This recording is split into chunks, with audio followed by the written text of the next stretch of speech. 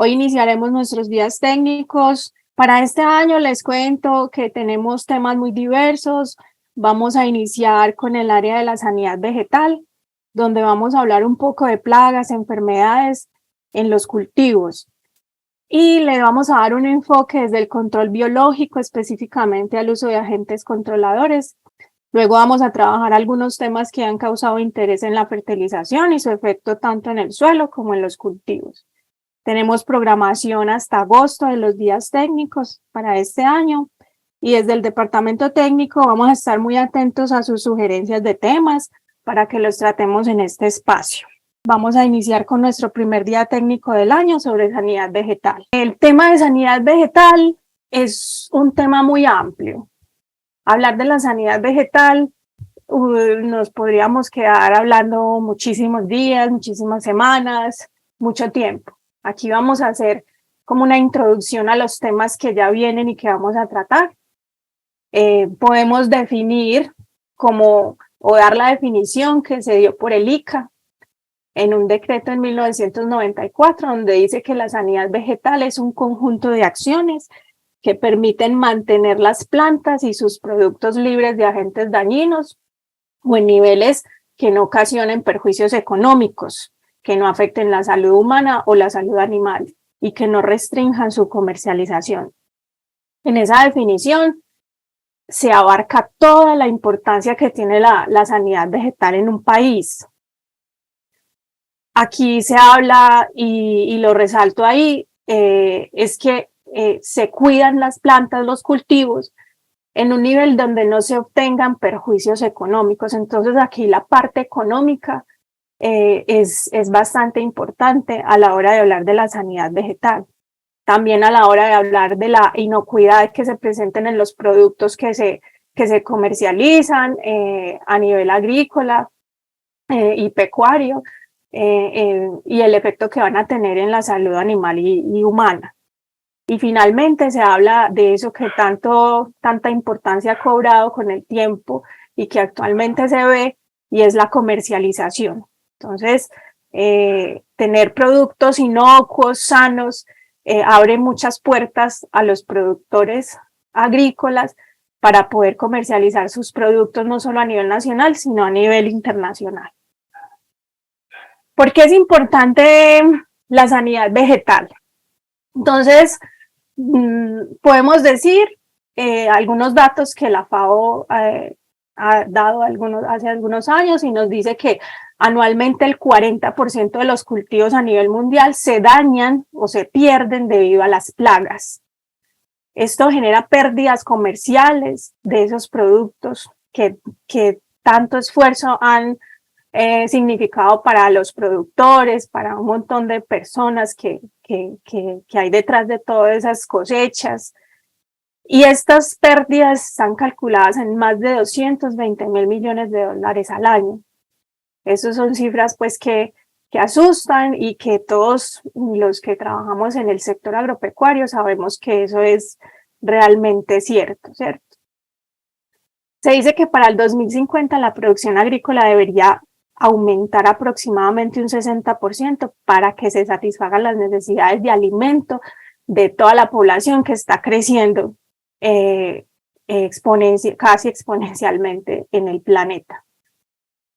Y viendo ese panorama, pues hablamos de que las plantas constituyen el 80% de los alimentos que consumimos.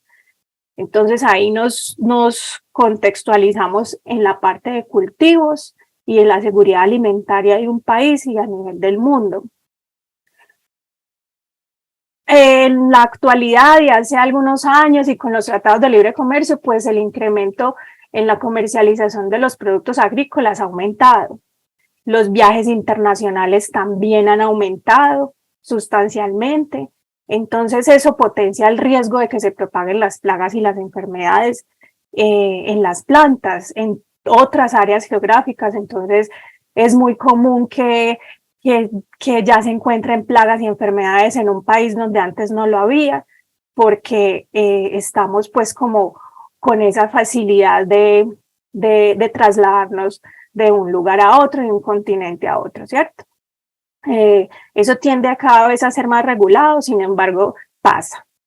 El comercio de productos agrícolas también se tienen datos de que se ha triplicado durante la última década. Se estima un valor entre 1.7 billones de dólares en ese incremento. Entonces, la FAO, que hace parte de las Naciones Unidas, por ejemplo, en el 2020 declaró el año de la sanidad vegetal. O sea, es un asunto tan importante a nivel del mundo que la sanidad vegetal tuvo su año y todo ese año se trataron temas alrededor de la sanidad vegetal. Y a partir de ese año internacional de la sanidad vegetal, en 2020 se designaron, las Naciones Unidas designaron el 12 de mayo como el Día Internacional de la Sanidad Vegetal. Entonces ellos dicen que esto es como para hacer conciencia a nivel del mundo sobre el hecho de que la protección de la sanidad vegetal puede ayudar a poner fin al hambre. Entonces volvemos a hablar de la seguridad alimentaria.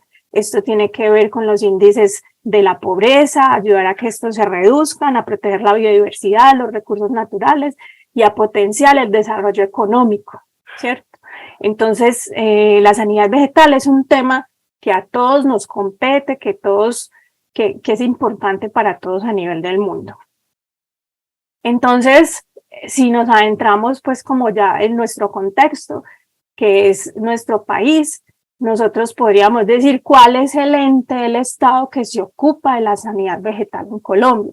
Yo sé que ya muchos están respondiendo esta pregunta y sí, como lo están pensando, pues es el ICA, el Instituto Colombiano Agropecuario. Entonces, cada estado, cada país tiene la responsabilidad de velar por la sanidad vegetal, ¿cierto? Entonces debe tener sus entidades, sus normativas, su regulación, que hagan que esto pues marche mínimamente pues bien en el país. Entonces, bueno, todos sabemos qué es el ICA, nosotros todos trabajamos en el sector agropecuario. Aquí quiero hacer como un recorderis de lo que es el ICA.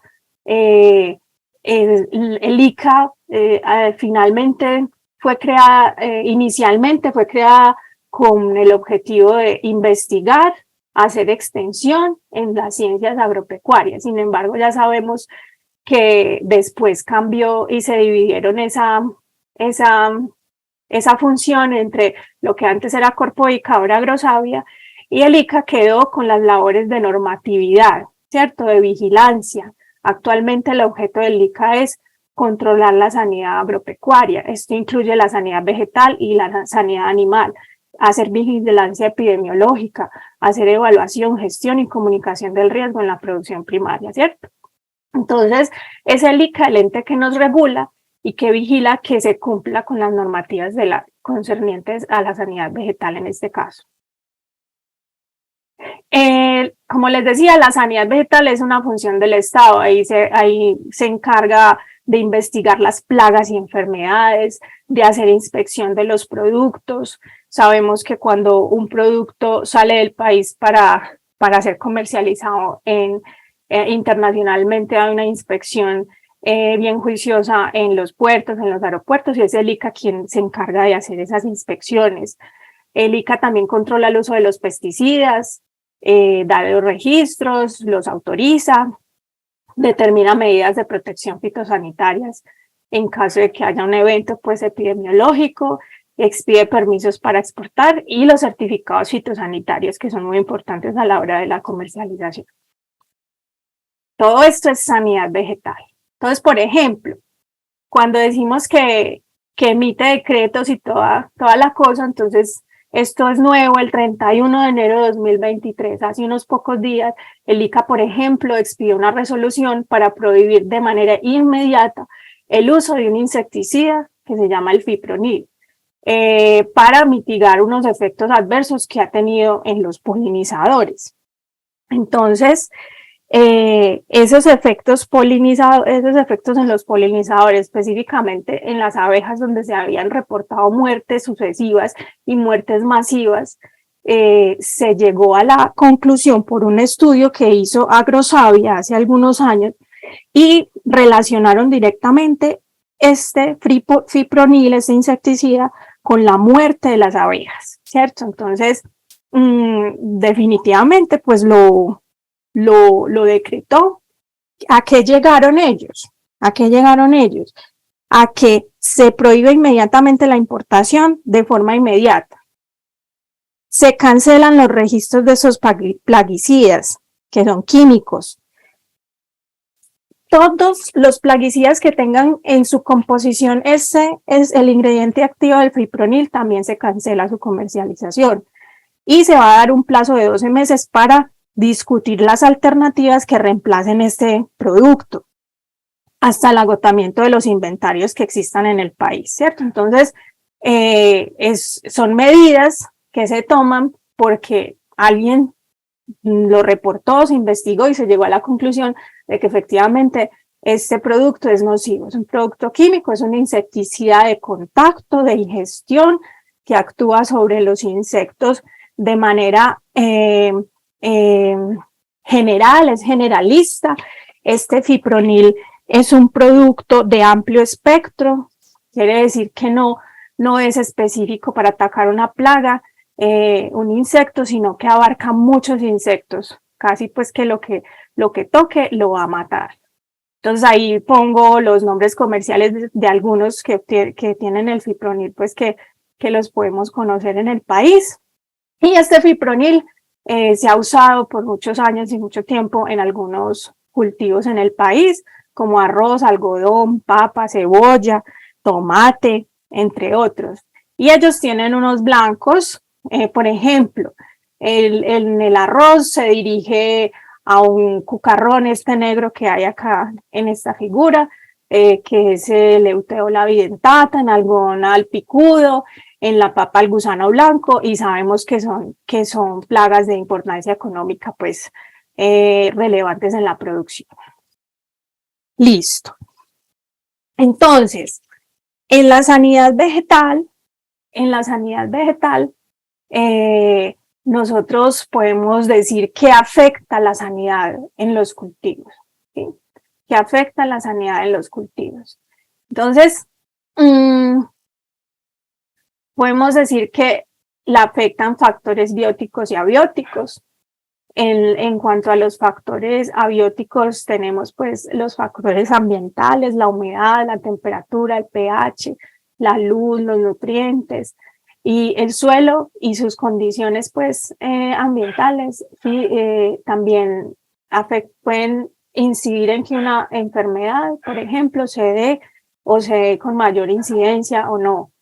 Y luego están los factores bióticos, que hablamos de varios. Entonces, digamos, una planta parásita está catalogada como un factor biótico que puede causar enfermedad en una planta, porque una planta puede parasitar otra planta, a partir de sus raíces chupadoras, absorber los nutrientes de la planta y finalmente la puede llegar a matar, porque se separa o se afecta la circulación del agua y los nutrientes en la planta. Las arbences, que son las malezas, también tienen que ver con la sanidad vegetal. Las malezas compiten por nutrientes, por agua, por espacio, y de alguna manera muy evidente se afecta el crecimiento, el desarrollo y la sanidad de las plantas que están creciendo en cultivo. Entonces esto está considerado como un factor que afecta la sanidad. Hongos, bacterias, virus, nematodos también son considerados como agentes bióticos que afectan la sanidad enormemente en nuestros cultivos. Los insectos también, ¿cierto? Entonces ahí nosotros en sanidad vegetal hablamos siempre del hospedero, que es nuestro cultivo de interés, versus el patógeno. En caso de hablar de hongos, bacterias, virus, nematodos, hablamos de un patógeno, y en caso de hablar de insectos que tengan importancia, hablamos de plagas, ¿cierto? Por ejemplo, hablemos de los factores abióticos rápidamente. Pues. Por ejemplo, el pH del suelo incide en la presencia y desarrollo de algunas enfermedades. Entonces, por ejemplo, en las crucíferas, digamos, por ejemplo, una col, un repollo, es común que les dé la hernia de las crucíferas, que es una enfermedad en las raíces. Las atrofia y entonces para el crecimiento de la planta. Entonces este hongo, Plasmodiopora brassica, tiene mayor severidad cuando el pH está cercano a 5,7, ¿cierto? Tendiente a la neutralidad. Tiene la severidad pues más alta, ataca más a la planta. Cuando el suelo está entre un pH entre 5,7 y 6,2, o sea que sube ese pH, tiende más a ser más básico, ese desarrollo de la enfermedad disminuye. Entonces, en los suelos más básicos, esta enfermedad se va disminuyendo. Y si sigue subiendo el pH más allá de la neutralidad y se vuelve muy básico, se inhibe completamente la acción del hongo. Entonces, el pH del suelo incide en el desarrollo de muchas enfermedades. La nutrición en la planta, pues a nosotros, uno por sentido común, uno dice, si la planta está bien nutrida, pues va a soportar más una situación de enfermedad de algún patógeno que esté ahí presente. Entonces eso es cierto. Por ejemplo, el potasio se sabe que disminuye la severidad de muchas enfermedades. El potasio está relacionado directamente con la defensa de las plantas. Por ejemplo, cuando se da una deficiencia de potasio, se dice que se da una acumulación de aminoácidos y azúcares solubles y esto atrae plagas y enfermedades. Entonces los tejidos son como más suculentos y eso atrae a las plagas y las enfermedades porque ven esos tejidos vegetales como un alimento muy interesante y muy atractivo. Entonces, por ejemplo, en el trigo, en la roya del tallo del trigo y la pudrición del tallo del maíz, se sabe que cuando está abastecido de los requerimientos de potasio, pues se disminuye la probabilidad de que esta enfermedad se presente. Sin embargo, también hay unos trabajos que dicen que cuando se excede con el potasio, puede aumentar, por ejemplo, la severidad en los nematodos como el género Meloidogyne, ¿cierto? Entonces, como siempre, todo tiene su ciencia, todo tiene su control y su manejo.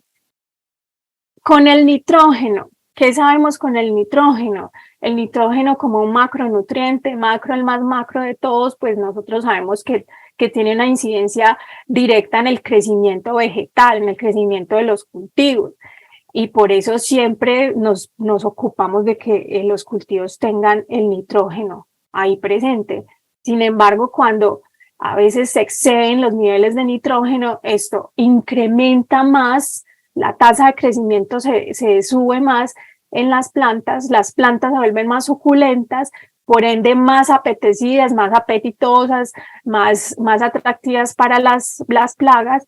Se dice que en el desarrollo, en los estados fenológicos de las plantas hay una prolongación de esa fase vegetativa, o sea que se prolonga el estado donde hay mucho follaje, se forma mucho follaje y se queda ahí y esas plantas se van a volver más susceptibles.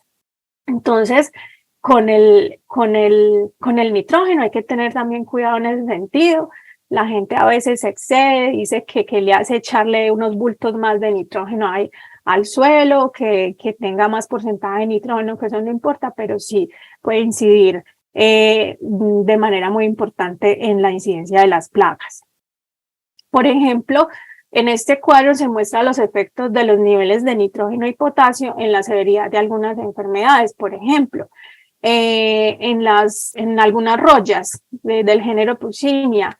Entonces, cuando tenemos las tres cruces es cuando el daño es más severo. Entonces, por ejemplo, cuando hay nivel bajo de nitrógeno, esto es algo general que se hizo para muchas plantas. Entonces, para Puccinia, para las rollas, cuando el nivel es bajo de nitrógeno, pues la severidad para esta enfermedad es muy baja.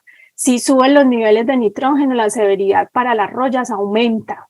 Con el potasio ocurre lo contrario. Cuando el nivel es bajo, la incidencia para estas rollas, por ejemplo, aumenta, mientras que si se tiene alto, disminuye la incidencia de esos hongos.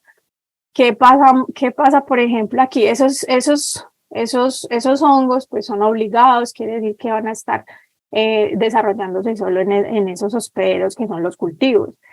Estos otros patógenos como fusarios, también cuando hay un nivel bajo de nitrógeno tiene mayor severidad. Entonces miren que cada caso es muy particular. Cuando hay un nivel bajo de potasio para fusarium, para alternaria, hongos o para xanthomonas, que estamos hablando de enfermedades muy importantes a nivel agrícola, cuando tienen niveles bajos de potasio en el suelo, estas enfermedades tienen mayor presencia e inciden más en las plantas.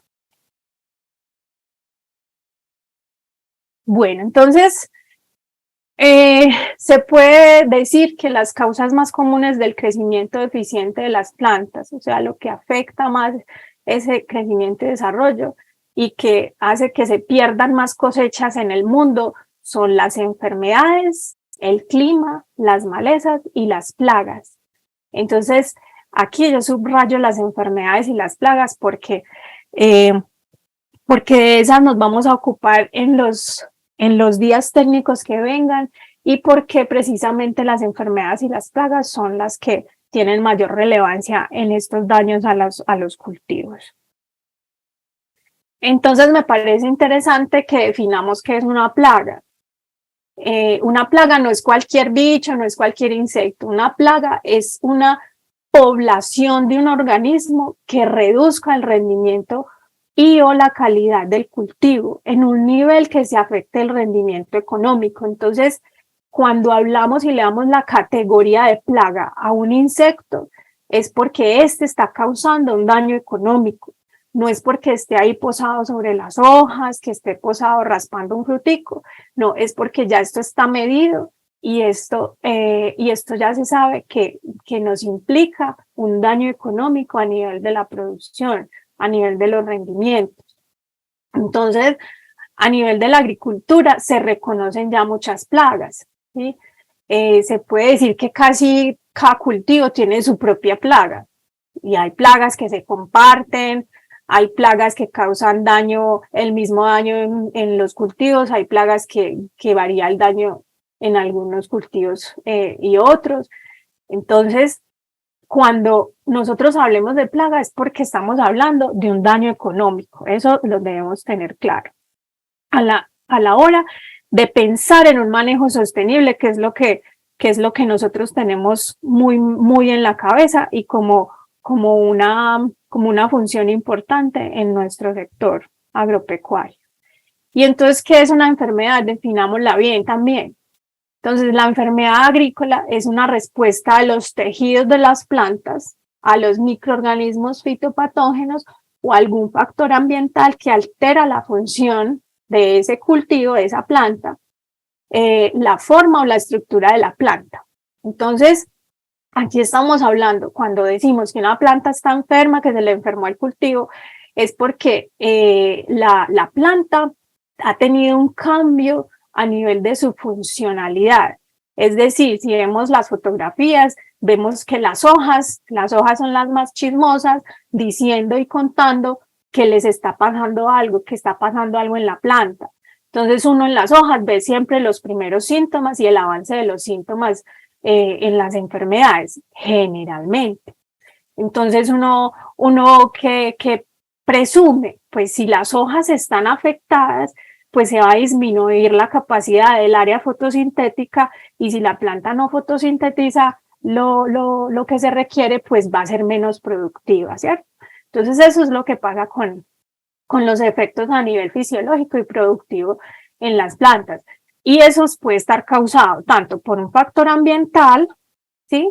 Un factor ambiental puede hacer que se altere la función de la planta o un patógeno que puede ser un hongo, una bacteria, un virus, un nemato, ¿sí?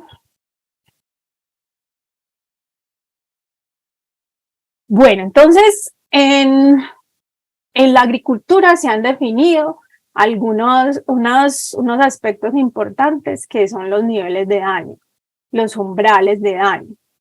Entonces, ¿para qué nos sirve?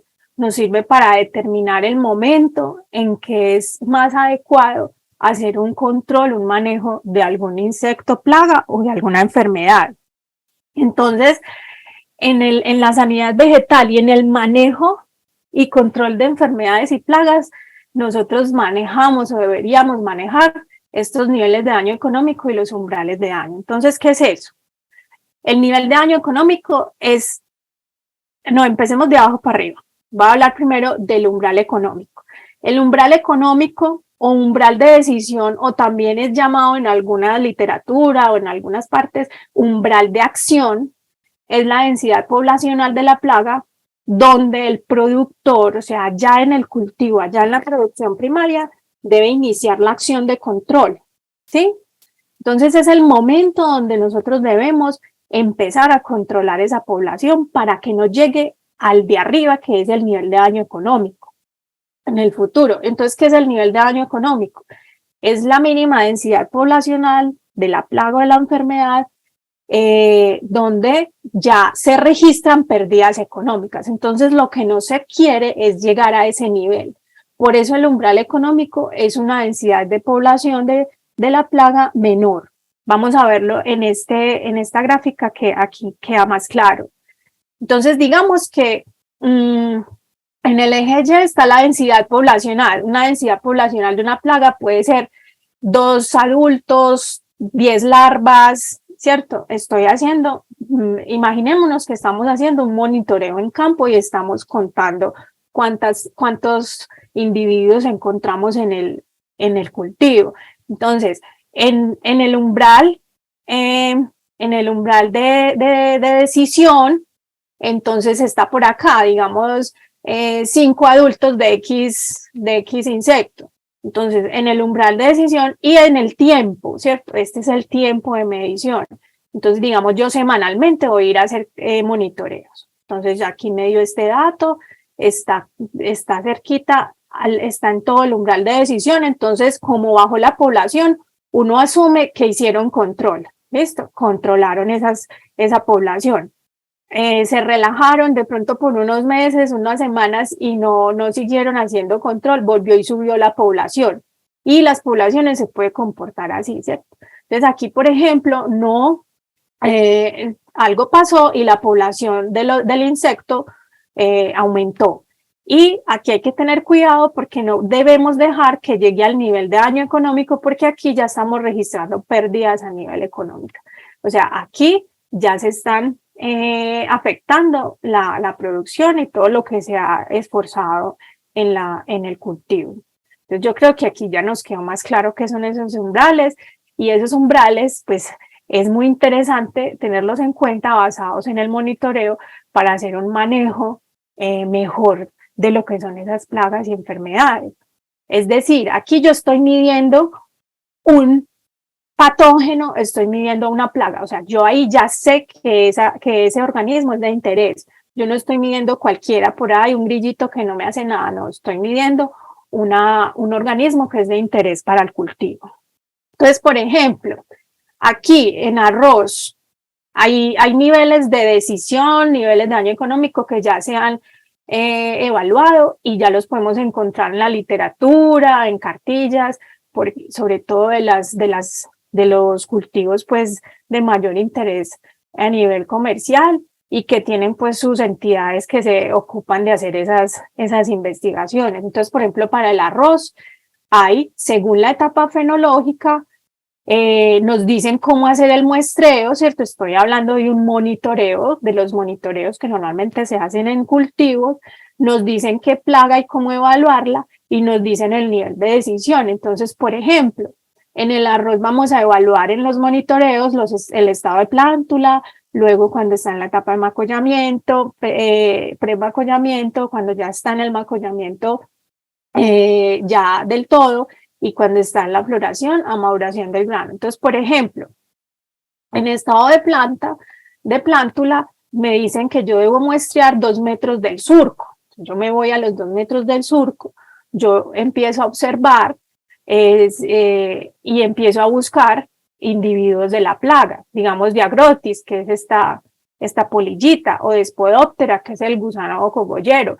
Entonces, digamos, Despodóptera me dice, si yo muestré y me da que el 25%, hay el 25% de esas larvas en 2 metros, pues ese es el nivel de decisión. Si me da el 20, pues no lo controlo, porque ¿qué quiere decir que está por debajo del nivel de decisión?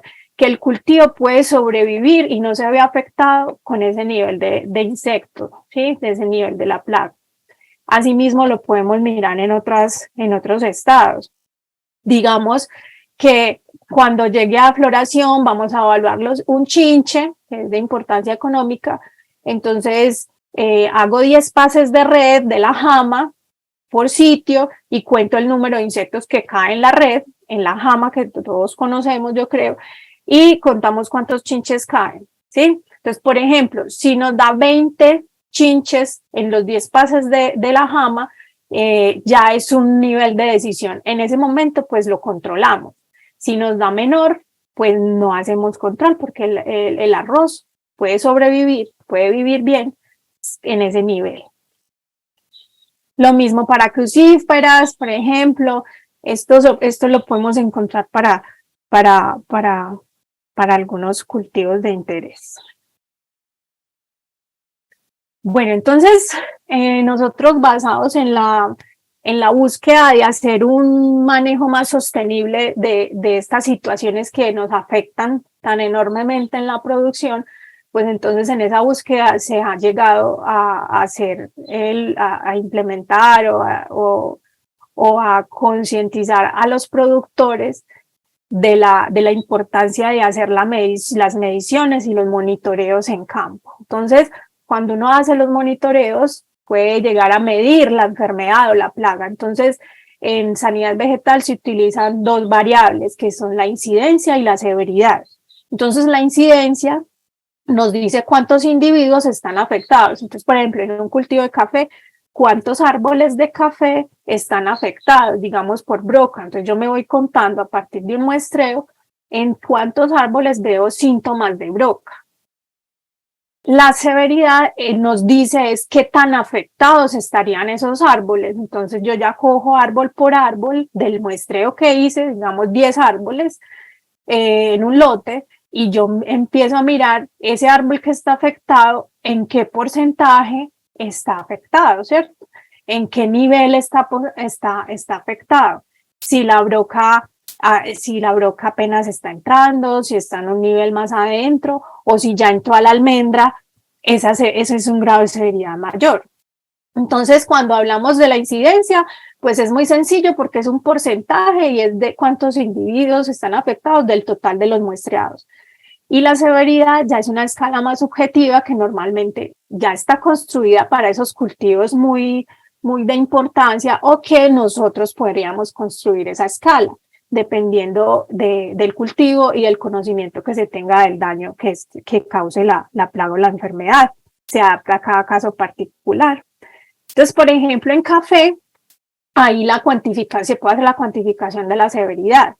Cenicafé, que es el ente que investiga y ha investigado por tantos años, pues ellos ya desarrollaron una escala, ahí no tenemos nada que inventar, seguimos esa escala y entonces uno va a hacer muestreo, por ejemplo, para la roya del café, que es el hongo, que los síntomas se ven en las hojas, específicamente uno lo ve mejor en el en vez de las hojas. Entonces a uno le dice Cenicafé, vaya, muestre, se eligen 3 ramas al azar de unos árboles que usted seleccione también al azar. Perdón. Se muestra la parte baja, la media y la alta del árbol. Usted recolecta mínimo 10 hojas de café tratando de rodear el árbol. Eso es un muestreo que ya está evaluado, ya ese lo seguimos y está muy fácil. Lo que sigue es mirar el grado de calificación. Esto también se llama escala de severidad. Por ejemplo, para la roya está de 0 a 4. Yo podría desarrollar una escala de severidad para X o Y enfermedad que vaya de 0 a 3 o de 0 a 10, ¿cierto? Dependiendo de qué tanto cambie los síntomas.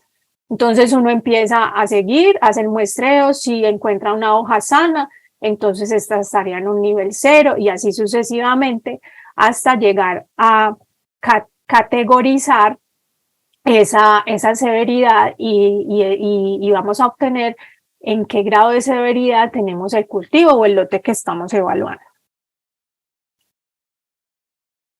Entonces aquí pues también es un, es un recordar que el monitoreo es muy importante para llegar a,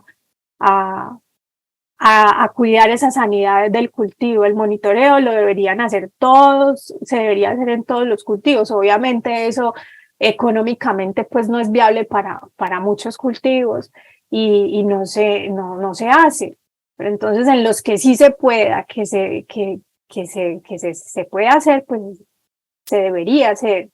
Entonces, un monitoreo es saber buscar y saber cuándo buscar. Entonces, nosotros ya tenemos las plagas clave, ya sabemos cuáles son las plagas de X o Y cultivo, vamos en esa etapa fenológica donde sabemos que ahí puede aparecer y los monitoreamos. Normalmente los monitoreos son frecuentes. Nosotros monitoreamos los cultivos semanalmente, debería hacerse. Y esto debería orientarse no solo a reconocer la plaga de la enfermedad, sino a reconocer el estado que sea más susceptible del cultivo y el estado más susceptible de las plagas y las enfermedades para poderlos controlar mejor. Entonces los monitoreos son importantes porque nos dan una idea y tiene como objetivo que controlemos más eficientemente plagas y enfermedades y que generemos un menor impacto ambiental y económico.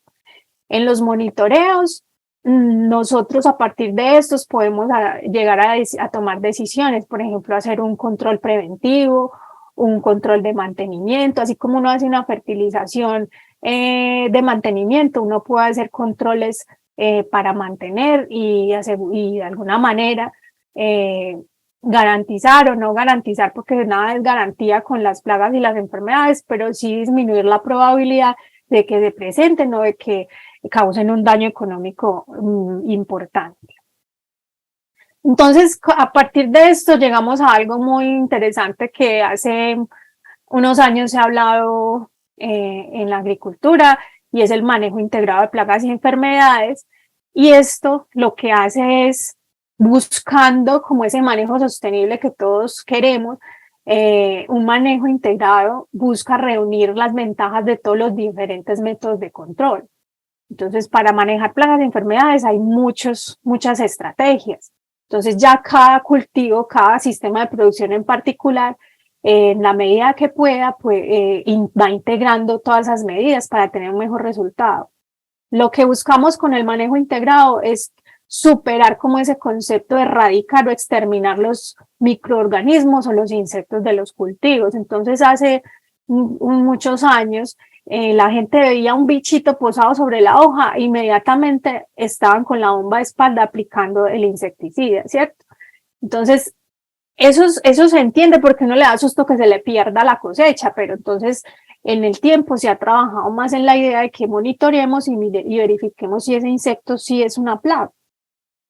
Entonces lo que se busca es mantener esas plagas y enfermedades en un nivel de población que no ocasionen daños. O sea, podríamos convivir con ellos y estar monitoreando que no causen problemas, pues. Entonces en el MIPE hablamos de muchas estrategias. Estas son como las que reconocemos y de ellas se pueden desprender como otras. Entonces está el control etológico, que estamos hablando de conocer el comportamiento del patógeno, de la plaga, y a partir de conocer cómo se comportan, pues los vamos a controlar. Por ejemplo, sabemos que a las plagas les atrae el color amarillo, entonces yo pongo trampas de color amarillo y aparte de eso le echo un pegante y en el pegante hay un atrayente y entonces ahí los voy a controlar, los voy a capturar. Yo sé que esta plaga se ve atraída por la luz, entonces pongo trampas de luz, por ejemplo. El control químico lo conocemos, entonces hay fungicidas, insecticidas, bactericidas. Hay un pool de productos en el mercado que se consiguen y que algunos son de amplio espectro, algunos son específicos y hay mucho de dónde escoger para hacer ese manejo. El control legal es el que hace para nuestro país el ICA y es el que controla, por ejemplo, que al país no ingresen plagas que aquí no existen y que en otros países sí. Entonces hablamos de las famosas plagas cuarentenarias o que se vigile que las plagas que hay aquí pues no salgan hacia otros países donde se exportan nuestros productos. Toda esa vigilancia se da.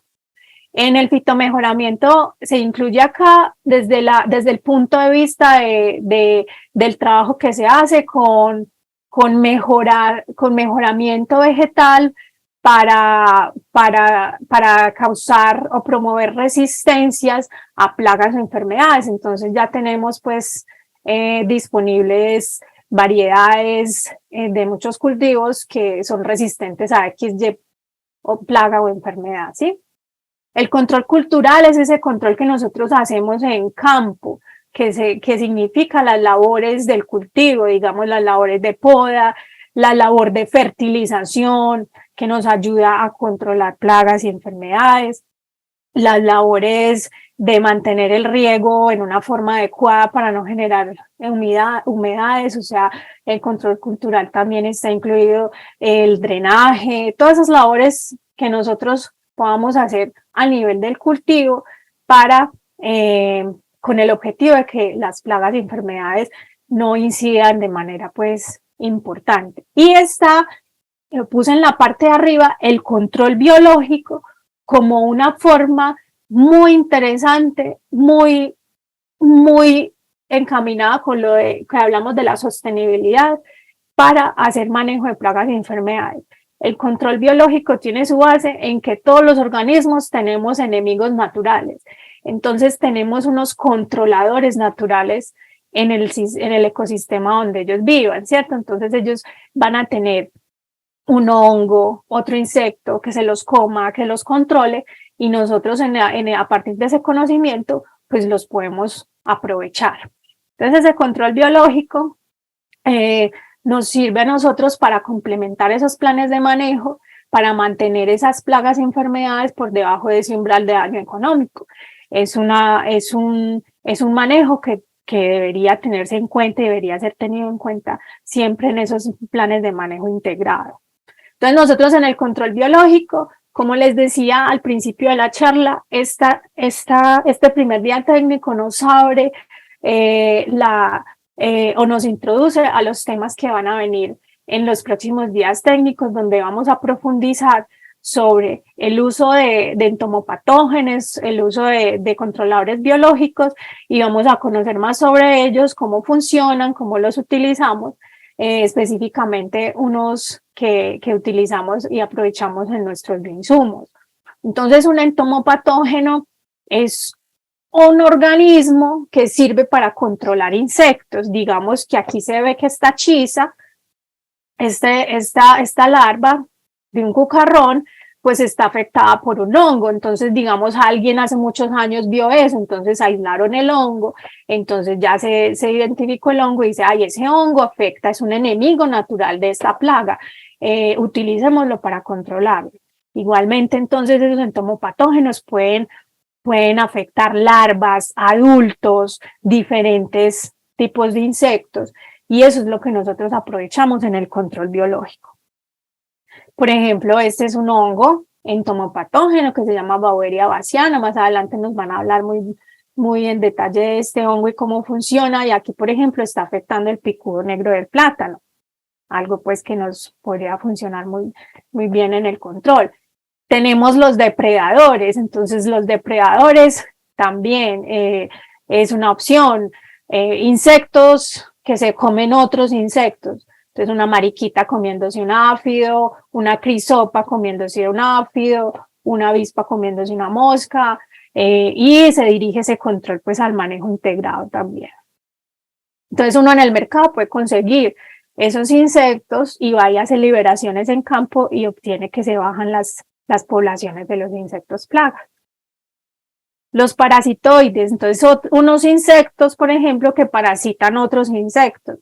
Entonces aquí vemos, por ejemplo, en acción una avispa que está ovipositando sobre la larva de una plaga, una avispa que está ovipositando en el adulto de un áfido.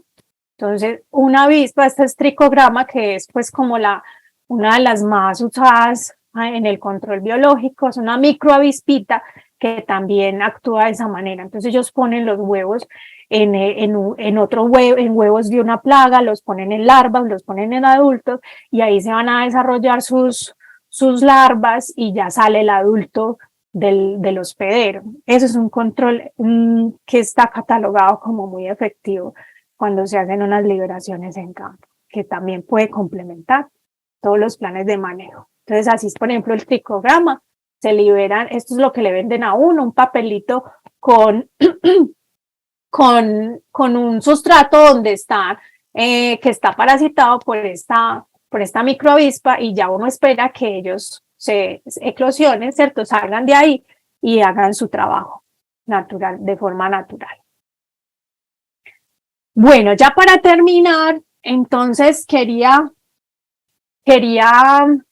como mencionar algo que se ha hablado desde el siglo pasado, que es algo pues de sentido común y era de lo que yo hablaba al principio, y es que una planta bien nutrida va a tener muy pocas probabilidades de ser atacada por plagas y enfermedades. Si uno está bien alimentado, pues va a soportar mejor la llegada de una enfermedad, ¿cierto? Eso es algo que todos comprendemos. Entonces, por allá, en 1969, un señor que es un biólogo, era un biólogo francés, soltó pues y la teoría de la trofobiosis, la publicó, y entonces él la planteó diciendo que una planta bien nutrida va a tener menos posibilidades de ser atacada, ¿sí? Entonces, las plantas y las plagas y las enfermedades van a encontrar condiciones favorables cuando hay desequilibrios en los procesos vitales de las plantas, procesos como cuáles, como la fotosíntesis, es un proceso vital para la planta. Si no se está llevando a cabo bien ese proceso fotosintético, pues va a haber un desequilibrio y las plagas y enfermedades se pueden presentar con mayor severidad. Entonces, la teoría demostró en ese entonces que el uso de plaguicidas, entonces ellos relacionaron esto, el uso de plaguicidas produce cambios en el funcionamiento de las plantas y esto favorece el ataque de las plagas y enfermedades. Entonces ellos hicieron un estudio detallado de cómo los plaguicidas actuando en la planta favorecen que se dé la descomposición de las proteínas, se solubilizan y pasa eso como lo que habíamos hablado con el potasio.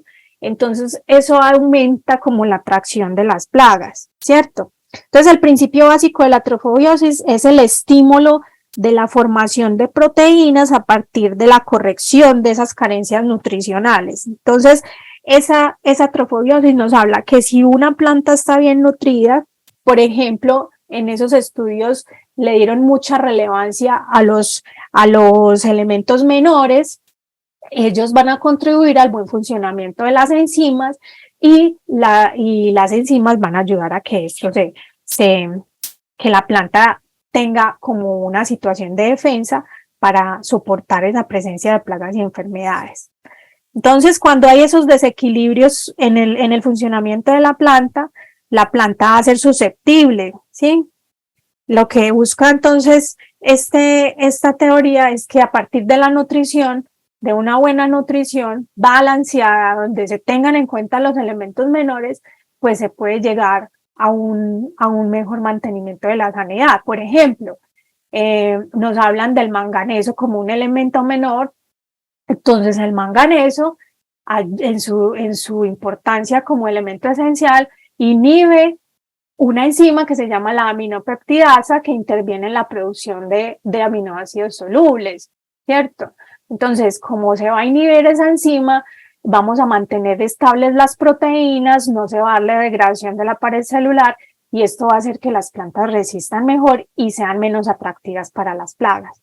Entonces, en la teoría de la trofobiosis, que se trabaja mucho en la agricultura orgánica, se basa en eso, en mantener las plantas de una forma balanceada en cuanto a la nutrición para que ellas respondan muy bien a una situación de plaga o enfermedad. Bueno, eso era lo que les quería conversar hoy. Damos pues por terminado nuestro día técnico. Muchas gracias por la asistencia.